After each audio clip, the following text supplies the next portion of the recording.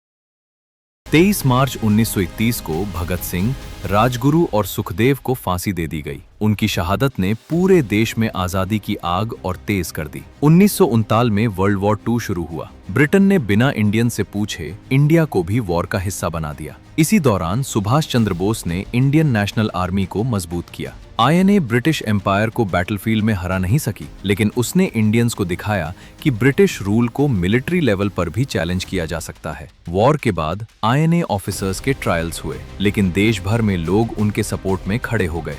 Britain world war 2 जीत जरूर गया था, लेकिन उसकी इकोनॉमी कमजोर हो चुकी थी। एम्पायर को चलाना अब मुश्किल होता जा रहा था। फरवरी 1946 में रॉयल इंडियन नेवी के हजारों सेलर्स ने ब्रिटिश ऑफिसर्स के खिलाफ बगावत कर दी। ब्रिटिश गवर्नमेंट को समझ आ गया, अगर सोल्जर्स और आम लोग एक साथ खड़े हो गए तो इंडिया पर कंट्रोल बनाए रखना लगभग नामुमकिन हो जाएगा। 1947 में लॉर्ड माउंटबैटन को पावर ट्रांसफर की जिम्मेदारी दी गई, लेकिन कांग्रेस और मुस्लिम लीग के बीच बढ़ते डिफरेंसेस के बाद ब्रिटिश इंडिया को 2 देशों, इंडिया और पाकिस्तान में बांटने का फैसला हुआ। आजादी के साथ पार्टीशन का गहरा दर्द भी आया। लाखों लोगों को अपना घर छोड़ना पड़ा, अनेक लोग अपनों से बिछड़ गए और कई लोगों ने अपनी जान गंवा दी। 14 अगस्त की आधी रात जवाहरलाल नेहरू की हिस्टोरिक स्पीच के साथ इंडिया एक नए युग में प्रवेश कर रहा था और 15 अगस्त 1947 को इंडिया आजाद हो गया। लेकिन इंडिया की आजादी किसी एक लीडर, मूवमेंट